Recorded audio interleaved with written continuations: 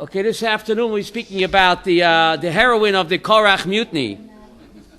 The heroine, not the heroine that you shoot up. The heroine, the hero of the Korach Mutiny, Mrs. On ben Peles, because the Torah tells us that one of the ringleaders was On ben Peles, and he mysteriously drops out of sight. What happens to him? So the Talmud in Sanhedrin, page 109, 110, says that his wife said, listen, honey, what are you getting involved in? Right? Either way, you'll be a gopher. Right? Remember a gopher? Either you'll be a gopher for Moshe, and if Korach wins, you'll still be a gopher. Right? You'll be a gopher for Korach. So what do you got to gain? What do you got to gain? You have nothing to gain. Stay out of it. So the Talmud in Sanhedrin 110 goes in and explains how she gave him wine to drink and she put him to bed. Right? And then when the mutiny, what? Right, when the mutineers came, the rebels came to get him, she went outside of her tent and she took off her sheitel. Oi. So they were Hasidic rebels. Get it? Hasidic rebels or Haredi rebels. So therefore, you hear this when what? They saw a married woman with uncovered hair, they said, I'm out of here. Wow. I think they're called Hasidic rebels, okay? Or Haredi rebels, a married woman, uncovered hair, we don't want no part of it, so they ran away. In this house, she saved her husband's life. Wow. So the Mishlei tells us, Mishlei 14 tells us, Chachmot noshim bansa beita. The wise among women builds her household. Who is that? Mrs. On ben Pelet. But the foolish woman tears it down with her own hands. That's Mrs. Korach. Right? Behind the good man stands what? A better woman, right? Eza Kenegdo. So, a chachmat noshim banta beita, that's Mrs. On ben Pelet, and the foolish one destroys her house, that is Mrs. Korach, who sent her husband to destruction. All right. Did he thank her, do you think? Who, Mrs. On ben Pelet? Yeah. Oh, we're going to talk about it.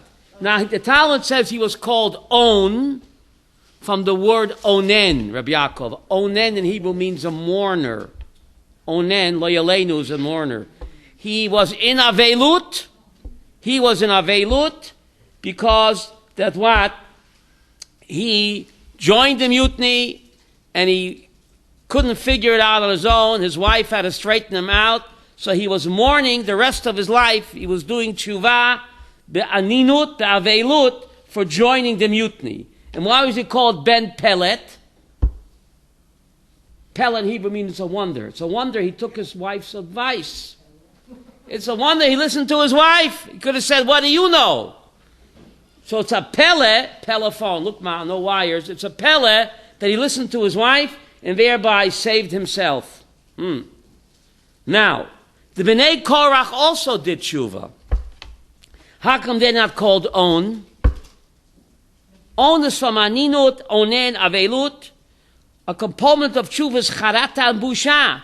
So how come the Bnei Korach are not called On? They also did tshuva. They didn't die, right? The Bnei Korach didn't die. They remained what? Alive, as it says later on, not in this parsha.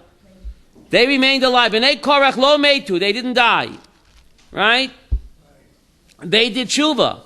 So how come they're also not called On from Avelut? They didn't. If you don't have charata, Rivka, it's not going nowhere. Tshuva consists of 4 stages. Azivat achet, right? Busha charata, embarrassed, in mourning, upset. Vidui bepeh, v'kabbalah lahaba, and accept upon yourself to do better. So how come the Bnei Korach are not called On? Do we hear from On after this, Rabbi Yaakov? We don't hear from him. He disappears from history. But one second, but the Bnei Korach, they wrote the most beautiful Psalms in Tehillim. So what happened? Both of them did tshuva, On and Bnei Korach. On disappears completely. We have no trace of him, Nechama. And the Bnei Korach go on to write the most beautiful Psalms. What's the difference? For this, we have to do a little bit of investigating. If you go back to Parshat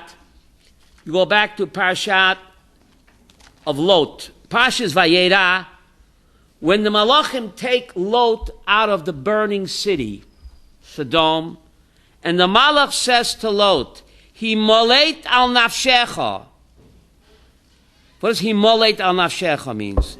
If you want to save your soul, al tabit achrecha. Don't look back. Now, we don't need to know what the Malach said to Lot 3,800 years ago on some isolated road outside of Sodom, Avram. Torah is not a history book. But the message is for us. If you want to save your soul, al tabit achrecha. Don't keep looking back to your evil past. Otherwise, you'll wind up like On. He couldn't stop forgiving himself. He kept beating himself up, and his life was destroyed. He fell into depression. He didn't listen to what the Malach said. He moleit al nafshecha. If you want to save your soul and progress, al tabit achrecha, don't keep looking back into your evil past. That's Satan's trap. Yiyush. How do you say yiyush? Despair. Right? I'm no good. I'll never amount to anything anyway. No, you have to be like the Bnei Korach. They also mourned, but they progressed. They wrote the most beautiful psalms in Tehillim. You can't keep rummaging around in your wicked past, because otherwise you'll never what? Progress. King David says in the classic Psalm of Tshuva, V'chatasi negdi tamid. Chatati negdi tamid, says Rashi, lefanai. I have to progress. I did a sin with Bathsheba. I did tshuva, but I'm going to move on. Avram, onwards and upwards. Don't you always say that? Onwards and upwards, progress ahead, move forward. Don't be trapped by your wicked past. You'll fall into On's trap, feeling sorry for yourself, beating up on yourself, and that's no way to go. And therefore, On disappears. The Bnei Korach go on to write the most beautiful psalms as part of their tshuva. They use the Yerida, the Tzorech Aliyah. Unlike On, who just kept feeling sorry for himself and never amounted to anything. He never could free himself from his guilty conscience. Which pasuk? Chatasi negdi tamid. That's Tillim Nun Aleph. That's the classic Tillim of what? Of Tshuva. The Chatasi negdi tamid, says Rashi, lefonai. I have to progress. I have to be like the Bnei Korach and not like On, to be trapped by my past. It's amazing that when a person falls into machloket, it's just unbelievable. Where will it end? There's a pasuk in Tehillim 110, says, Vayekanu l'Moshe b'machne. They were jealous of Moshe. Says the Gemara in Sanhedrin 109. What do you mean they were jealous? The word kina means to be jealous, but the word kina is also used by kina v'stira. A person accuses his wife of infidelity. Vayekanu l'Moshe. In Tehillim 110, says the Talmud, Korach and his rebels made the outrageous charge that Moshe was having an affair with their wives. Can you believe that? You fall into machlokes, you become oismensch. How do you say that? Totally irrational. Right? Totally irrational that the rebels accused Moshe Rabbeinu of having an affair with their wives. And it got so bad, if you look in Shemos Lamed Gimel, Pasuk Zayin, says, Moshe yikach et ha'ohel, v'not aloi mechutz lamachne, harcheik min ha'machne. Moshe had to leave the neighborhood, Avram. You hear this? Shemos Lamed Gimel, Pasuk 7, it says, Moshe yikach et ha'ohel, Moshe took his tent, v'not aloi, he pitched it mechutz lamachne. Why? Harcheik min ha'machne. Why did he move outside of the camp? Says the Talmud in Sanhedrin 110. He couldn't take the charges. They accused him of having an affair with their wives. So he packed up. There goes the neighborhood. Isn't that incredible? Vayikanu LaMoshe b'machaneh. Now, how could they make such a crazy charge? So the Talmud says, remember when the Jews built the Egel Hazav, they asked their wives for the golden bracelets. The wives said, nothing doing. Get lost. When Moshe Rabbeinu asked them for gold for the Mishkan, they all ran with their golden bracelets. So they said, hey, when we asked you for the jewelry, you told us get lost. When your boyfriend Moses asked you for the jewelry, you couldn't wait to hand over your wedding bands and your gold to him for the Mishkan. There's something going on. What's going on? Can you believe that? People become like totally irrational to accuse Moshe Rabbeinu of what? Of adultery, that it's so mad that Moshe Rabbeinu had to mamish leave the machaneh. And so this crazy mutiny. And you know who fell in with them? The Torah says, Nesiye Eidah, Anshe Shem, Chamishim U'Metayim Roshei Sanhedriot. These people were no slouches.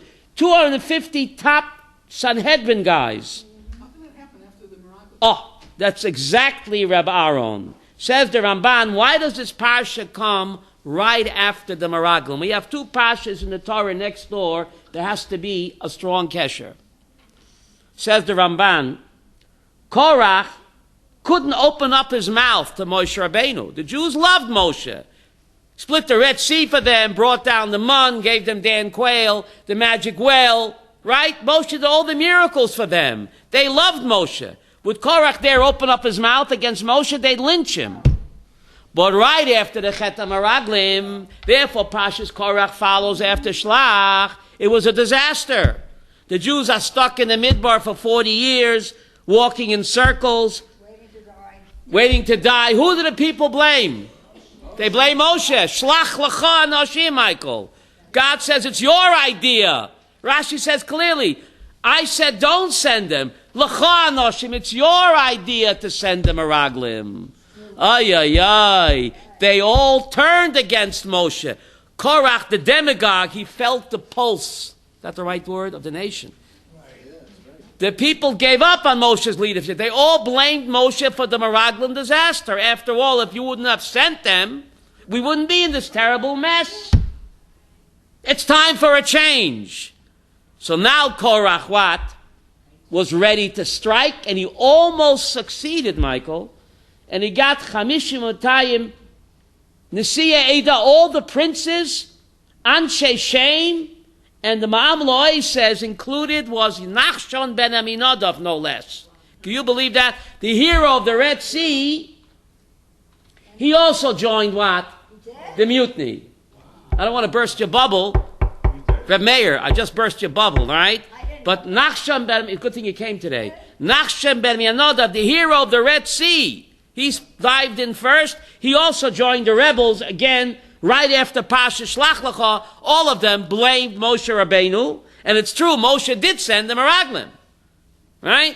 So therefore, they figured Korach can do better. Korach can do better. Now Rashi says, Korach pikeach hoya, maro lishtut zeh. Korach was a Talmud Chacham, a Navi. How could he get himself involved with such a shtuyot? Says Rashi, Eino hitato. His prophetic eye misled him. He saw b'nevuah who is going to come out from me. Shmuel Hanavi, sheshokol keneged Moshe v'Aaron. And he saw b'nevuah who's going to come out from Moshe Rabbeinu. Yonatan ben Gershom ben Moshe, who was a Navi sheket to Avodah Zarah. So who should be giving orders to whom? Hey, cuz, they were cousins, right? My grandson is going to be Shmuel Hanavi. That equals Moshe and Aaron. Your grandson is going to be a reformed rabbi. Yonatan ben Gershom ben Moshe, in the book of Shoftim, was a Navi to Avodah Zarah. Who should be giving the orders, Avram, right? But God also knows that chashbonot. God says, so what? I make the rules.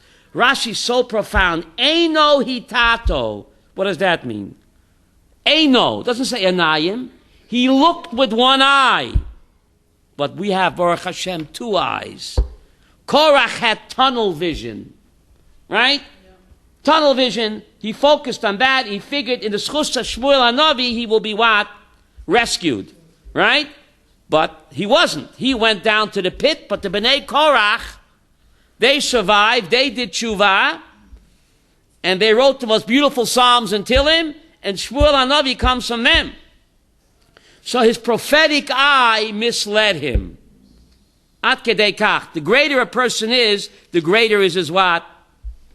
His ego, right? His ego is much greater. Now, why was he called Korach? Korach means bald. It means Kerach. Excellent, Michael. The word Korach also means Kerach. Got no dots in a scroll. Korach means bald, because he made a bald spot in Israel. Because of him, Avram, 15,000 Jews were killed because of him. 14,700 in the plague, plus another 250 who was zapped by a heavenly fire. So about 15,000 Jews were destroyed because of him. He made a bald spot in Klal Yisrael, and therefore he was what? Called Korach. But it's the same word as Kerach. We're going to get to that. But let's talk a little about the heroine. Avraham, Mrs. Own Ben Pellet. The Chachmot Noshim Bansa Beita. She saved her husband. She saved her family. The Jewish woman. Let's speak a little bit about the greatness of what? Of the Eshes Chayil, right? Let's speak a little bit about the greatness of the Eshes Chayil.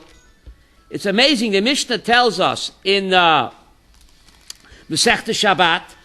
The Mishnah tells us in Masechta Shabbat that there are 3 mitzvot that are exclusively whose territory? Women. 3 mitzvahs that are what? Avraham, women. Which are the 3 mitzvahs? Nida Chala Hadloka Saner. 3 mitzvahs, says the Mishnah Shabbat, that are given to women. The mitzvah of Nida, Chala Hadloka Taner. What? That's right. That's Masechta Shabbat. We read it every Friday night, right? Why are those 3 mitzvahs given to women? Nida Chala Hadloka Taner. Madu Avalama. If you want to sum up the whole Jewish religion, Abraham, I'll sum it up to you. Kedushas Haguf, Kedushas Hamakom, and Kedushat Hazman. Any mitzvah out there, Mikimia, the purpose is either to sanctify the body, or to sanctify the home, or to sanctify time. That's the whole Jewish religion. You know why Nida, Chala, Hadloka, Saner were given to women?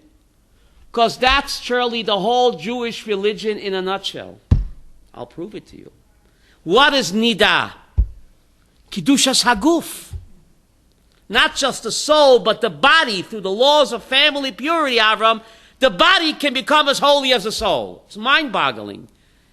The mitzvah of Nida symbolizes and represents Kiddushat Haguf. That's one pillar of Judaism. The mitzvah of Challah. Where's Challah baked? In the home. That signals Kiddushas HaMakom. By baking Challah and doing the mitzvah, the Jewish wife sanctifies her home. That's the second leg of Judaism. Kiddushat HaMakom. Hadlokat Haner. What does that symbolize? Kiddushat Hazman. Through lighting the candles, the lady is sanctifying time. Kill time, waste time. When the Jewish wife, the Jewish lady lights the Friday night candles or the Yontif candles, what is she doing? She's sanctifying time. We can rise above time. We're not bound by time. Shabbat men olam haba. Yom Shabbat menucha. So these 3 mitzvahs, Nida, Chala, and Loka Saner, were handed over to women because that's the Jewish religion in a nutshell. Nida is Kedushat Haguf. Chala, baked in the home, is Kedushat HaMakom. And Adlokat Haner is what? Kedushat Hazman. That's Judaism. We can't be trusted. You ladies were handed the keys to the 3 pillars of Yahadut. That's your mitzvah because that's Yahadut. Now, why is Yahadut, Dafke, Kedushat Haguf, Kedushat Amokom, Kedushat Hazman? Why is that Yahadut? Why is that Yahadut? Right? Any mitzvah, the 613, surely has to fall either on sanctifying the body, sanctifying the place, or what? Time. That's any mitzvah. You take a look at the 613, they're all there, right? The Brit Milah and family purity, that's easy. That's what? Kedusha Saguf, right? Shabbos Yontiv, that's easy. Kedusha Tazman, right? The mitzvah of Chala, and all the other mitzvahs to do with the tithing, right? The Kedusha Hamakom, beautiful. Kedusha Eretz Yisrael, not Barapah, Kedusha Hamakom. That's Yahadut, Avram. Why is that Dafka Yahadut? Why? Says the Rambam, what's the major difference between the physical world and the spiritual world? The physical world, Shirley, we are mugbal. How do you say that? Limited. Thank you, Rivka. Glad you came today. We're limited by time, place, and body. If I'm in this place, I can't be in the next place, right? And if my body's here, it's not in the next room. The main difference between this world and Olam Haba, says the Rambam, is in Olam Haba, the neshama is not limited to what? Place, time, or a physical body. Therefore, a dead person is called a niftar in modern Hebrew also. Niftar means released. Really, please release me. Not yet. After 120. Not yet. A dead person is called a niftar because he's released. He's no longer bound by what? Zman, makom, and guf, says Rambam. So the main difference between this world and the next world is makom, guf, and zman. So the tafkid of Yahadut is to connect the physical world to the spiritual world. So therefore, Judaism, all of its mitzvahs are Kedusha, Zman, Mokom, and Guf, because that's exactly the difference between what? What? The physical world and the spiritual world. So by doing mitzvot, we can have an out-of-body experience. Wow. And we can rise above time and connect with Olam Haba. That's the purpose of doing mitzvot. Wow. Pretty interesting, right? Now, Nida Chalat Lokataner. Each of these express chesed, right? Through Taharat HaMishpacha, the woman is always giving. She's giving her body to her husband, yes? Through the mitzvah of Chala, she's giving food to her husband, yes? And in Lokat HaNer, she's giving the peace of Shabbos to her husband. The wife's role, Olam Chesed Yibana. The wife is constantly supplying Chesed, whether it's her own guf through Ilchas Nidah, to the laws of Chala, she's supplying what? Sustenance to her family. And at Lokas Haner, she's sanctifying time for her family. And what? And giving light to her family. And those 3 concepts is exactly what separates what? The Olam Hazeh, Olam Haba. So that's Yahadut, because the tafkid of Yahadut is to connect Olam Hazeh, Olam Haba. Wow. That's Mokoim, Guf, and Zman, says Rambam. In the afterlife, we're not bound by Mokoim, we're not bound by Guf, and we're not bound by what? By time. Wow. Interesting. Well, so that's Yahadut, and therefore these 3 mitzvahs, which represent Judaism, was entrusted only what? To the women, right? Getting back to Korach, right? It's just unbelievable. The Ariyah Kodesh says something amazing. There's a pasuk in Tehillim 92. Tzadik katamar yifrach. Tzadik, the last letter is a kuf. Katamar, the last letter is what? A resh. And Yifrach, the last letter is a chet. What does it spell out?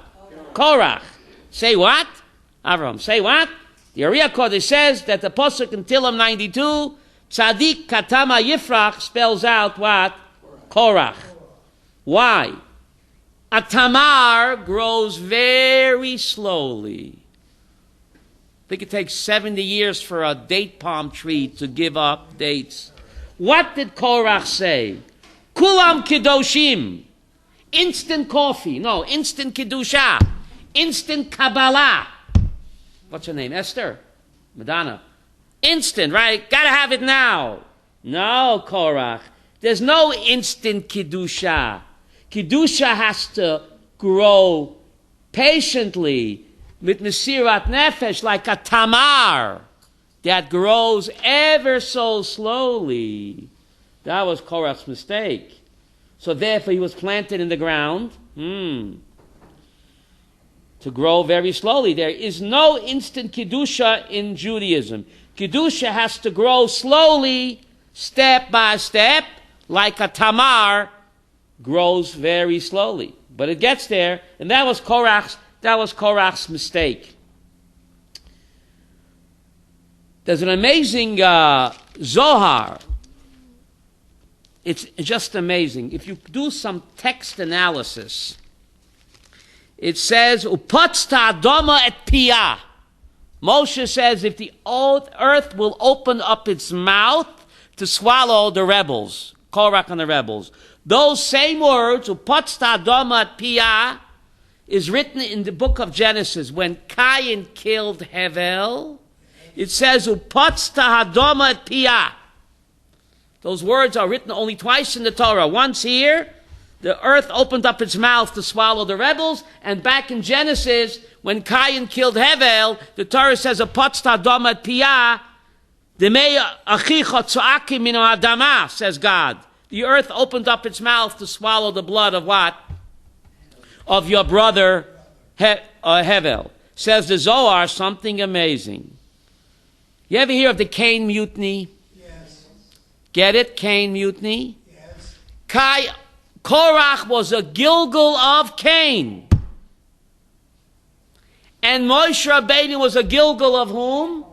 Hevel. It ain't over till it's over. Avram, Cain Mutiny? Right? Get it? Korach came back was a Gilgal of Cain. He came back as a mutineer. That's the Cain Mutiny. So he put Cain in the ground. Cain put Hevel in the ground. So centuries later, God brings back Cain as what? As Korach. And God brings back Hevel as what? Moshe Rabbeinu. And now it's Midah keneged Midah. Now it's Hevel's turn, alias Moshe, to put Cain in the ground, alias what? Cain Mutiny. Ooh. It ain't over till it's over. It's unbelievable. Hevel's Moshe, a Gilgal of Moshe Rabbeinu, says the Zohar. Korach has a Gilgal of Cain. Again, the jealousy, he didn't learn. He was jealous of Cain from Hevel, and centuries later, he continued to be jealous of Hevel, alias Moshe Rabbeinu. Some people never learn, Shirley. He had a second chance, and he failed again. He came back as the mutiny of Cain of Korach, and this time, Hevel, alias Moshe Rabbeinu, turned the tables on him, and he put him in the ground, as Cain had done to Hevel, and therefore the Torah uses the same words, Upatzta ha'adama et piyah. Unbelievable. It's not over until it's over, right? Now, after the mutineers have been punished, Avram, they've been punished, so the Jews would think they learned their lesson, right? Korach went down to the pit, Midah keneged Midah. The 250 guys got zapped by a heavenly fire, right? It says, Vayolonu kol hadas b'nei Yisrael mimachrat. So the next day, the entire assembly of the Jewish people continued to quarrel with Moshe and Aaron. Atem hamitem et am Hashem. Yiddish early. Instead of blaming the rebels for their punishment, they blamed the victims. Moshe Rabbeinu were accused of being dictators. Were they dictators? Hashem appointed them. They were not dictators. They suffered abuse. Moshe and Aaron did slander. And yet, the next day, the entire Jewish people said, Atem hamitem et am Hashem. They didn't blame the rebels for the punishment. Who did they blame? They blamed the victim. Who's the victim here? The settlers. Current events, right? The New York Times, if you read the New York Times, what's her name? Jody, the correspondent. It's the settlers' fault. Why are you living in the settlements? Avram, blame the victim. It's unbelievable. Current events in the parasha.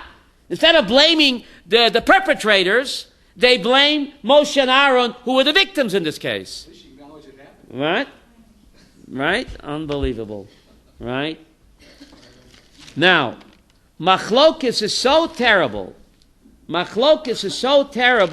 Rashi makes an amazing comment over here. That, one second, Rashi says, come and see how devastating is machlokes.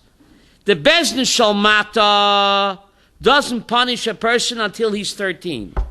The Bezdin Shalmala, God is more merciful than any human court. The Bezdin Shalmala doesn't punish until we what? You're 20. And over here, babies were destroyed. Dasam Aviram's babies were destroyed. Yonke Shodayim were destroyed. Why? Rashi doesn't say why. But machlokes is so devastating that even though the human court doesn't punish until 13, the heavenly court doesn't punish until 20, but you get involved in a machlokes, lo yaleinu, innocent children are destroyed. But why? Says the Chofetz Chaim something incredible.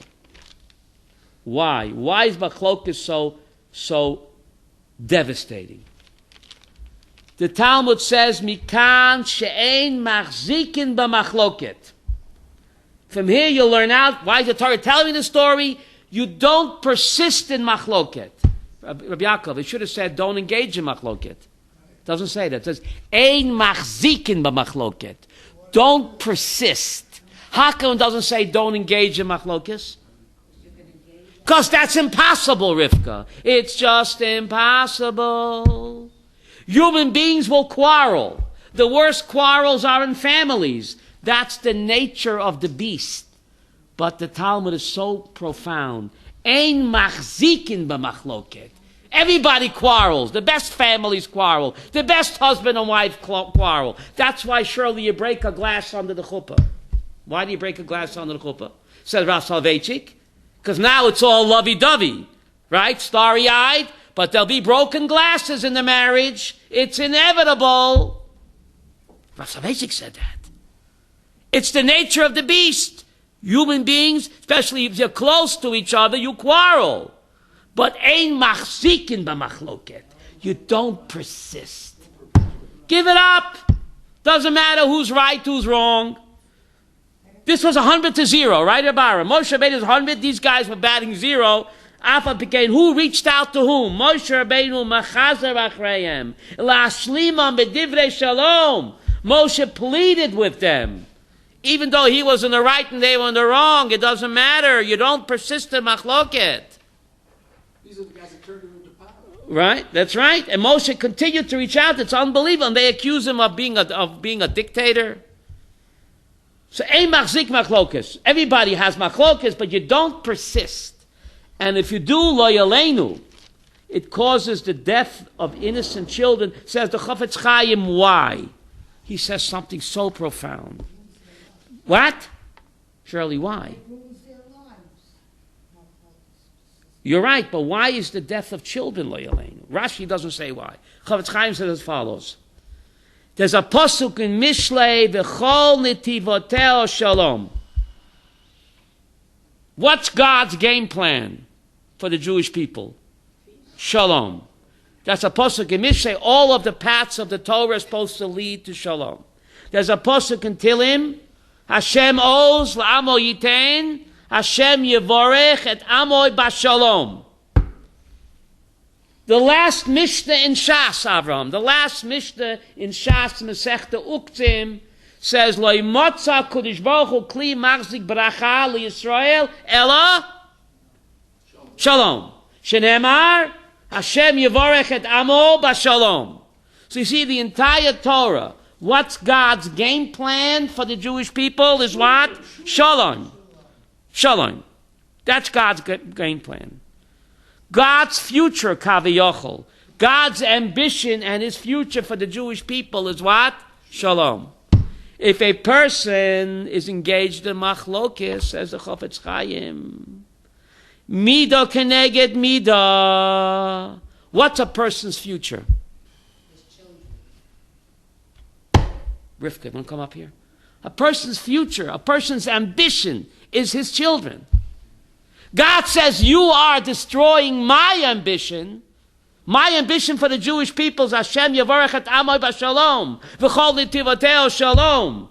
Lo yimotza Kodesh Baruch Hu kli machzik bracha ela Shalom. So God says, you mess around with my Shalom. You are destroying my ambition. Then Lo Yaleinu Chas V'Shalom. I think it's called boomerang. Avram, it's called boomerang. It says the Chofetz Chaim. Lo Yaleinu, why innocent children suffer in machlokes, because it's mida keneged mida. A person's future, a person's ambition is his children.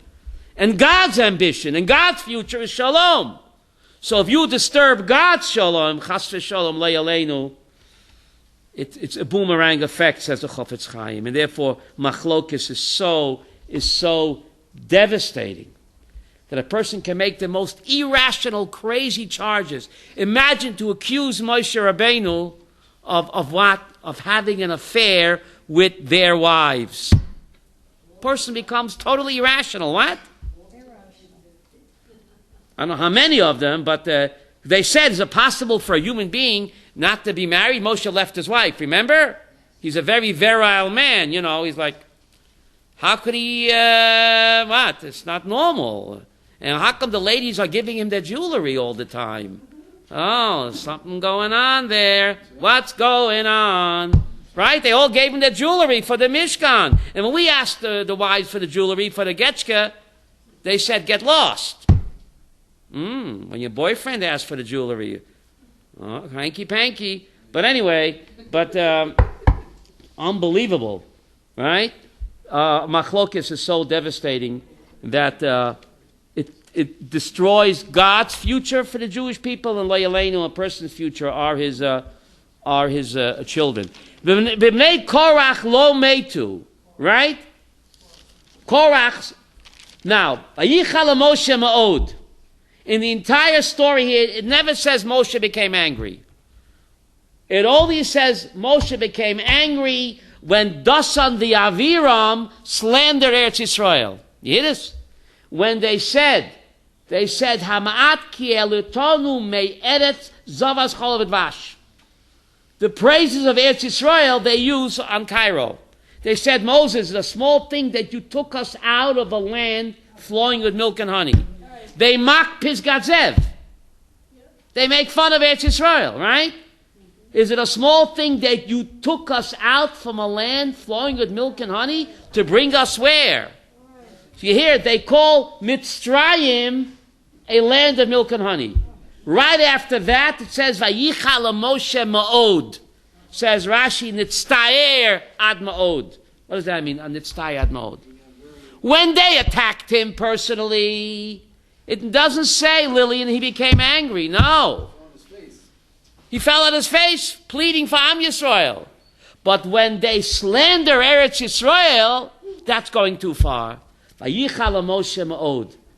Dosam Aviram, like the Turek Karta, right? They say that Williamsburg or Borough Park is a land with milk and honey. When Moshe heard that, only then, Vayichal Moshe ma'od. Says Rashi, Nitztaer ad ma'od. When they slandered Eretz Yisrael. Wow. Right? You hear that today, right? That we have everything in Borough Park. Why do we have to make Aliyah for? Right? Right? Just when he heard Eretz Yisrael being slandered, only then does Moshe become very angry and upset. Now, we're talking about machlokes here, right, Rivka? Machlokes, quarrels, and we said the best couples fight. Therefore, Rav Soloveitchik said you break a glass under the chuppah. It's inevitable. It won't always be starry-eyed, but don't persist. So this couple was having marriage problems. So they went to a marriage counselor, and the marriage counselor said, listen, your problem is, hubby, you have too much pent-up energy. You should go jogging every day, 7 miles a day, and then when you come home, you'll be too tired to quarrel with your wife. You know, you'll be, you'll let off some steam.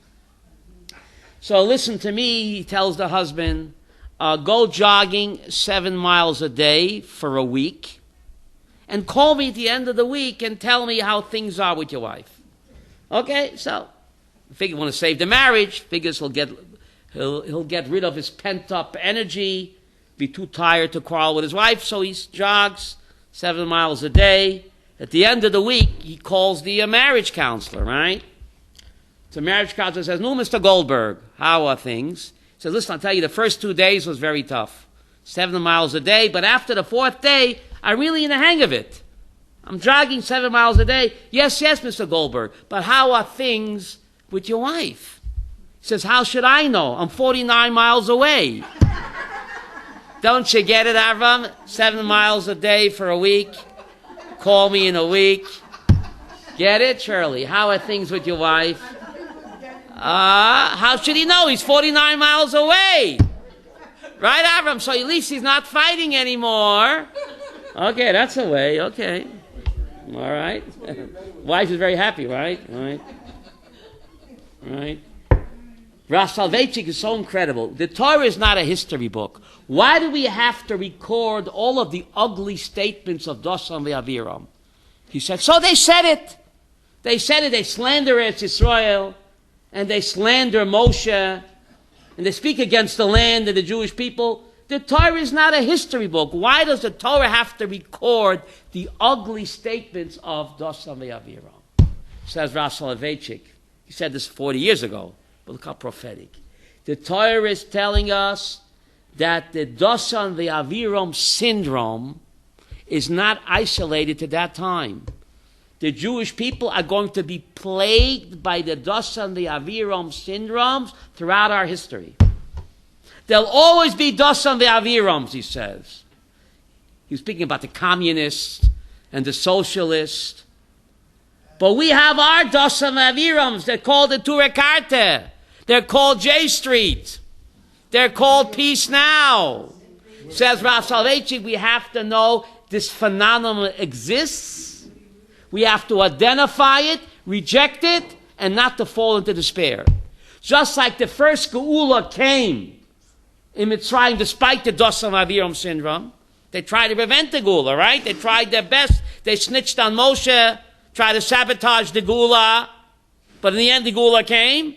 So says Rav Soloveitchik, the final Geula will also come despite the modern day Dosan ve'Avirams. We have to know the phenomenon exists. We have to identify it, reject it, and the ikar is not to fall into despair. The Geula will come despite the so-called J Street, the Ture Karte, the modern day Dosan ve'Aviram, these self-hating Jews who hate themselves and hate the land of Israel. The syndrome is very much alive and well, and therefore the Torah has to record it because this is our lot, whether it's the peace activists or whatever they are, the Dosan ve'Aviram, right? When Moshe killed the terrorists, who were they blaming? Moshe, the victim, right? Like our so-called, the J Streeters, right? Blame the victim. This is a phenomenon in Jewish history that's bound to haunt us. We have to know it's there and not to fall into despair. The Geula will come despite that, like it did in the first time in the Midbar, yes? The Reform movement? Okay. The same idea, right? We suffer from what? From what? The self-inflicted wounds. It's always been like that since the get-go. The Dosan ve'Aviram, the Korachs, but we made it, right? We made it to Eretz Yisrael then, and we're going to make it now again. But we have to know not to fall into what? not to fall into Yush, despair. Now the Medrash makes an unbelievable comment. How did Moshe speak to the rebels? How does he speak to the rebels? He says, Rav lachem b'nei Levi. You Levites take too much on yourselves. You've too much Kedusha. Says the Medrash, those words came back to haunt him 39 years later. In Pashit V'Chanan, when he pleads with God to let him into Eretz Yisrael, God says, Rav Lacha, Rav Lach, Al Taisef Daber Elai Od Badover Hazer. You talk too much. You talk too much and you worry me to death. Don't get me started now. It's just unbelievable. Says the Medrash, be careful not to mock one's spiritual ambition and aspirations. Even if they're wrong, you can't mock one's ambition and aspirations. Since Moshe mocked them, he said, Rav lachem b'nei Levi, you ask too much. Genug, maspik. 39 years later, those words came back to haunt him, Reb Meir. When he pleaded with God to come to Israel, God said the same words, Rav lach, you speak too much. Al tosef daber elai, but davar hazeh. No longer speak to me about coming to Eretz Yisrael. And then Moshe would have been more sensitive to the Levites, perhaps. Again, everything is midah keneged midah. The same words, Rav lachem b'nei Levi. God says, Rav lach, al tosef daber elai. On this matter, we create, surely, our own reality, positive or negative, and those words came back to haunt Moshe 39 years later. Right? Pretty amazing. The Medrash Rabbah says this. Do not mock one's spiritual ambition and aspirations. He should have used those words, Rav lachem b'nei Levi, you talk too much, you want too much. That's not the way to talk. They're his cousins, right?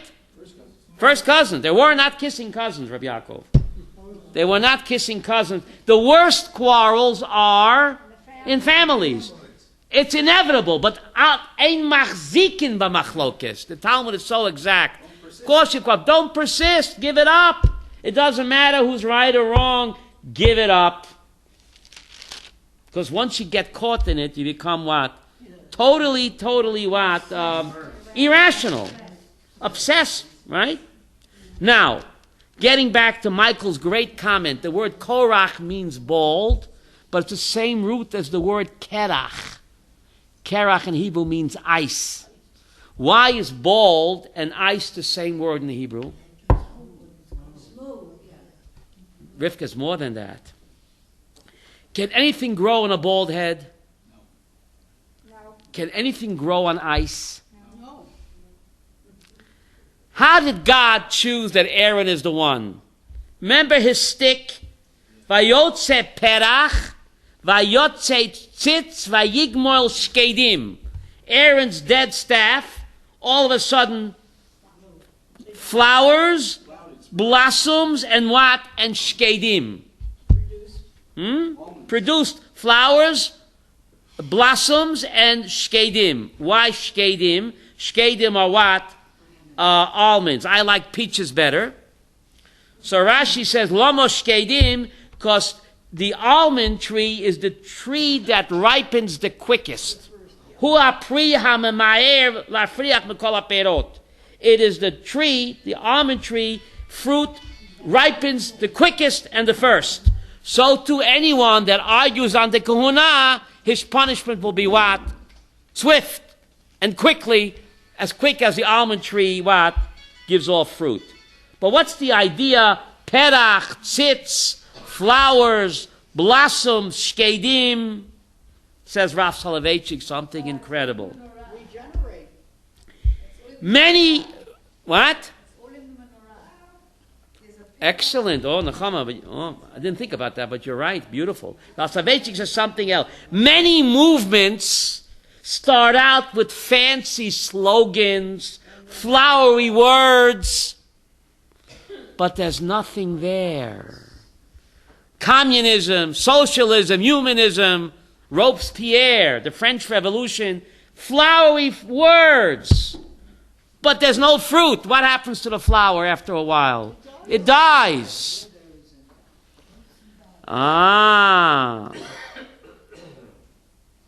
Many movements. The Korach from the word Korach. It's bald, it's ice, nothing can grow there. It's all a bluff. He was a demagogue. Like all of the movements and the isms throughout history, flowery words, but no fruit. There's nothing there. Only if you follow Aaron HaKohen's way will the flowers eventually what? Produce fruit.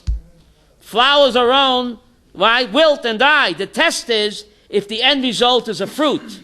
And that's only if you follow Aaron HaKohen, not the baldy or the Iceman. Nothing can grow on ice or on a bald head. What a powerful metaphor, according to Rav Soloveitchik. Wow. The Yigmol Shkedim. Unbelievable. The which ones? Fire pans. What about the fire pans? Okay, the 250 guys who got zapped. One of them was Nachshon ben Aminadav, right? So they died like Nadav the Avihu, right?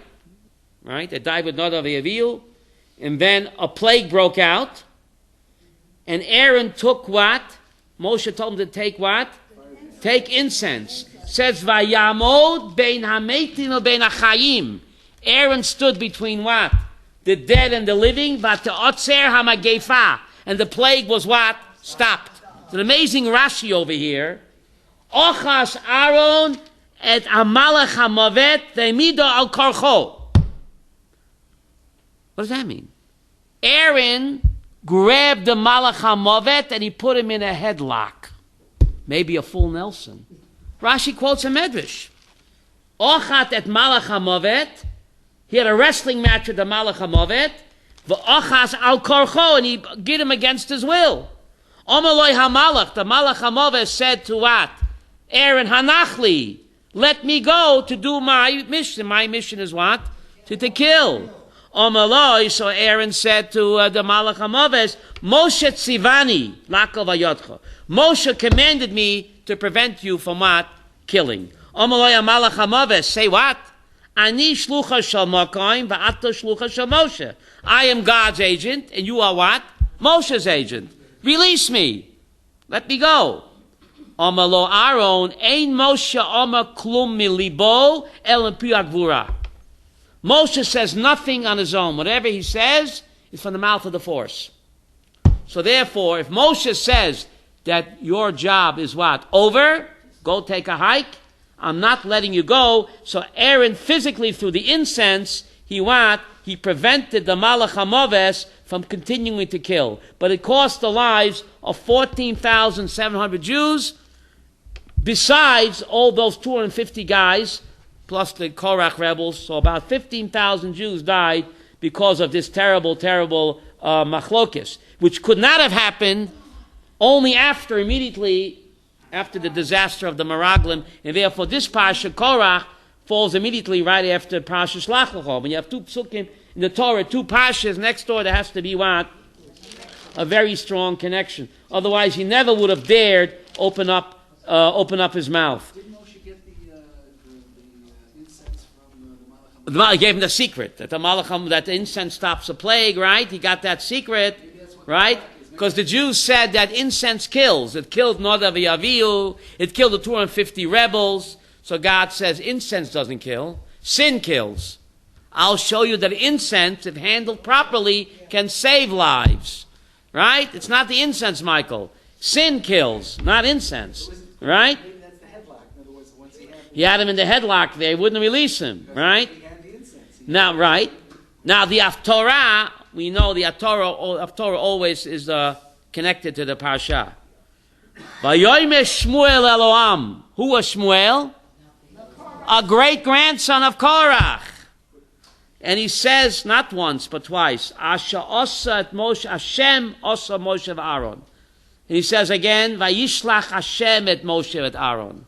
Grandpa, you're dead wrong.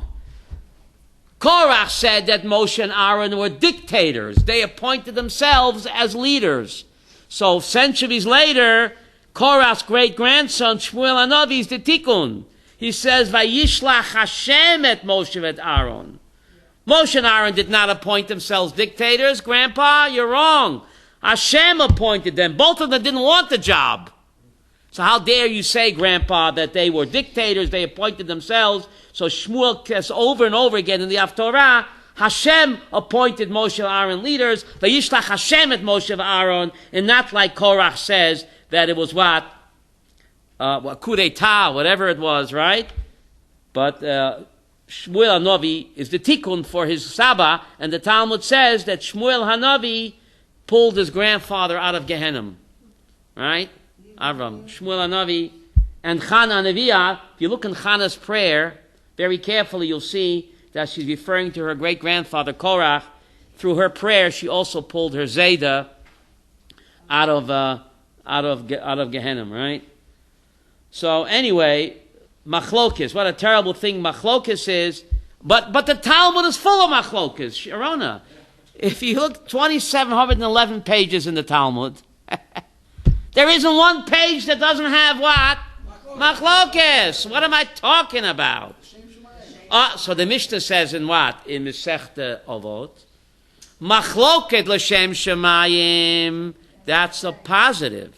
Shammai v'Hillel. Machloket shelo l'shem shemayim. That's a negative. Korach, right?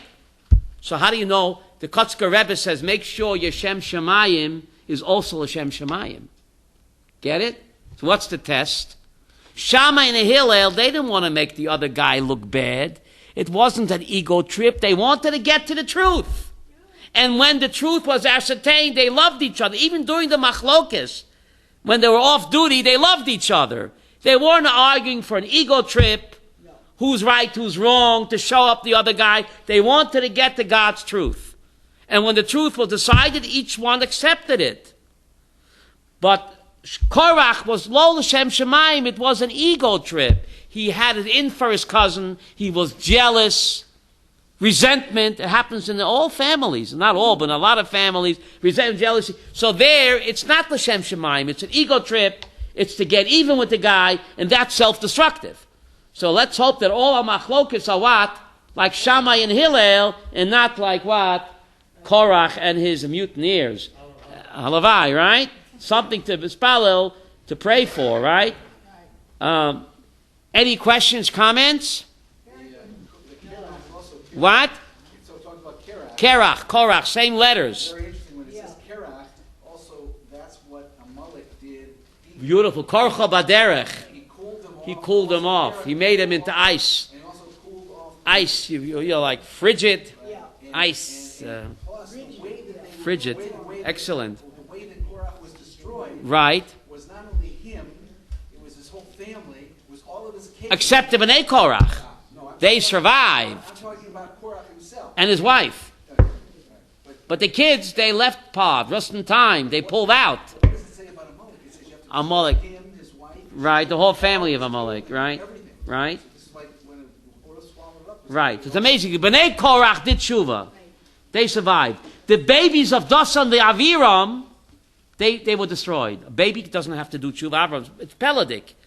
Innocent babies were destroyed. They don't have to do tshuva. Bnei Korach were adults, and they sinned, and they did tshuva, and they survived.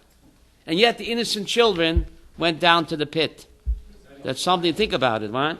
So Chavetz Chaim said that, right? Right? Persisting in machlokas. So Hashem should help us that we should what? Not to have, everybody has machlokas, but not to persist. I'll show him, right? Don't persist. Doesn't matter who's right or wrong. You engage in machlokas, make up. Thank you very much.